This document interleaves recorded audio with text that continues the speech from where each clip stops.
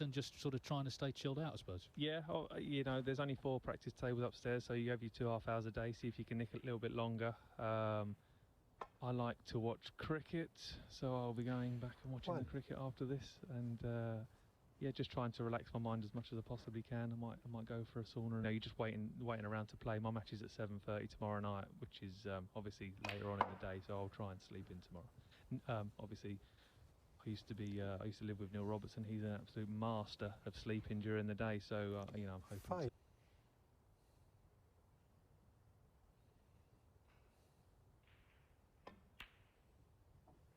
6.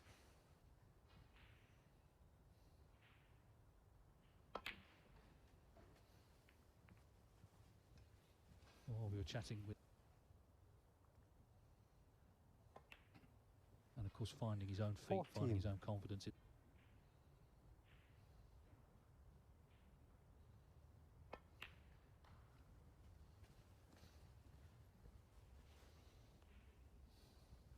Had a question here from Mr. Pablo, and they've got their wares on there, then water and energy drinks and so on, so players don't go thirsty. The sort of sipping of the water, not even that they're thirsty, but there's just something to do with your hands when you get back to the corner.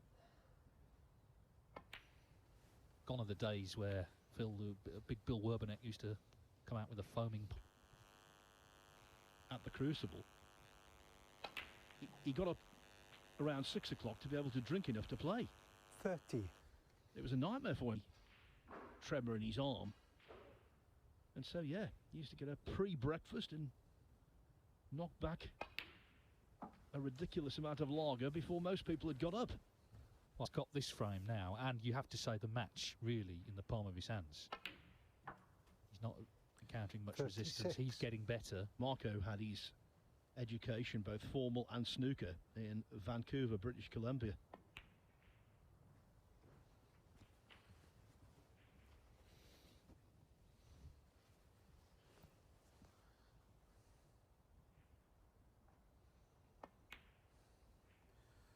.44.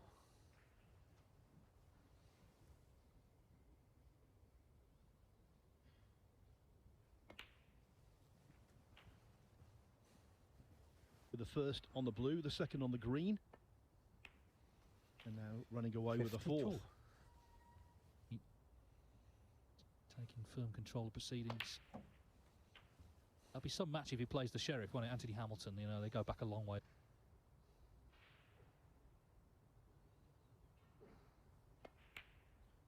If Fu can win this match, 60. He's on £5,000 guarantee in the rankings. 5,000 points means a big leap. Better things.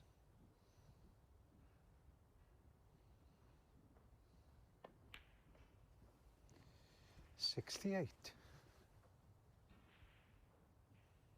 We must clarify, we sort of worried that we'd seen the last of Marco Fu, the eye issue that we talked about earlier, and then of course COVID hit, the pan back and start playing like this again. Just proves, really underlines what a terrific player 76. He was to start with. 17.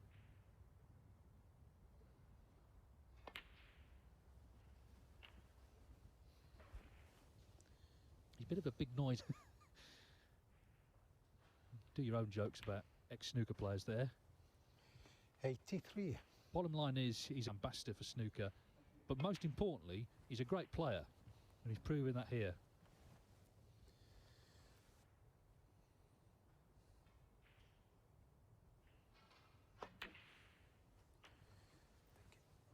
He got into any sort of flow yet, and time's running out. He's clearly going to have to hit back very quickly after the interval, but he's going to have to improve in all areas. He's got what he can do, but that's the danger. His highest break only 30 so far, Oliver Lyons. 97. To make his 4th century of this year's UK Championship. Very impressive.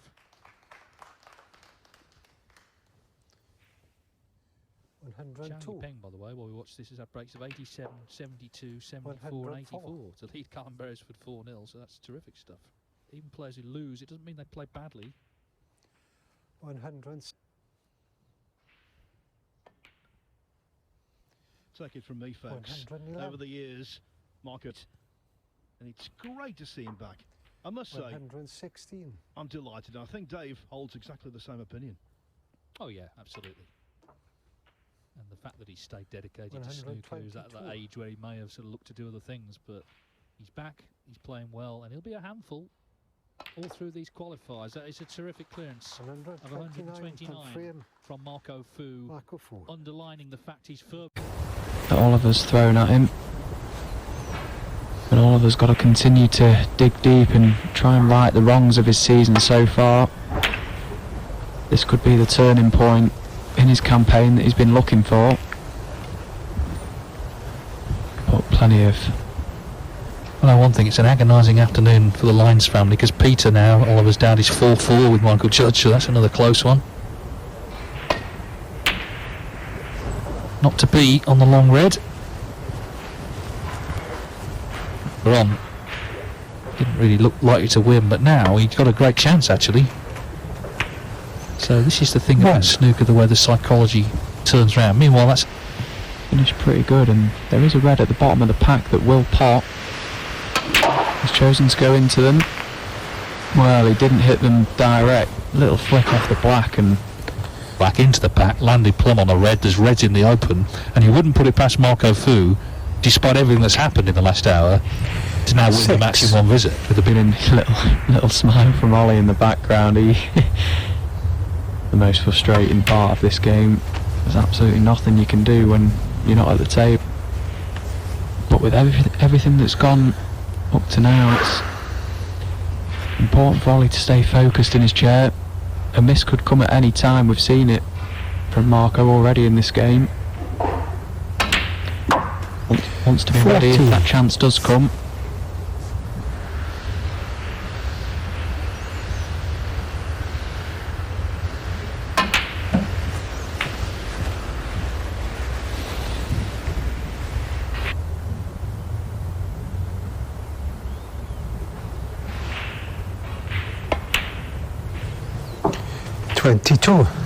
Well, it seems that the snooker off the black into the reds. Can he make the most of that bit of fortune? Because that's the thing with luck. At this point, Fu needed it, but he did try and make things happen. He tried to get into the reds. It just didn't quite pan out as he had planned it. But you couldn't accuse him of being defensive. He played the attacking shot.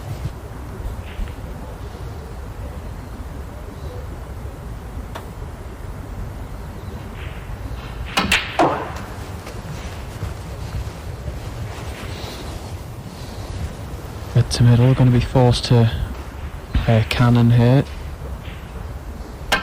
Cannon to the red and screwing off. It's a good effort. 36. It's not quite worked out. He has new ball, so worth taking this on, playing at a pace that he may cover the pocket should he miss it. Yeah, that's a nicely played shot. Tap of the leg from Ollie in the corner.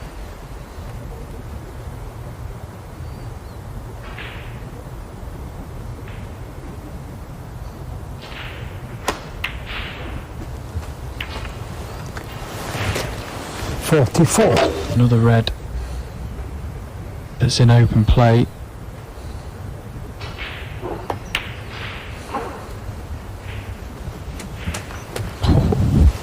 It's up to 88, so he's going to win another decider in one visit. I mean, that's very impressive. 50.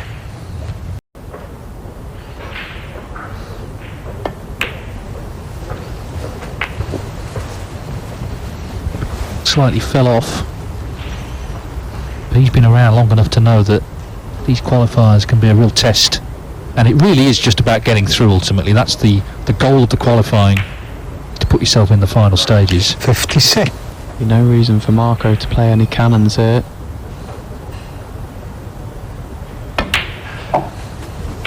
Lead goes to 63.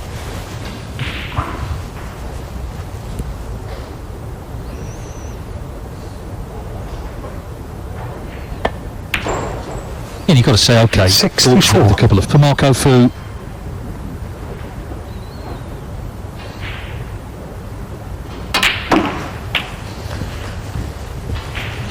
Well, as I say, in a funny standstill finish with his second century, and it would be his fifth of the tournament in just 2 matches.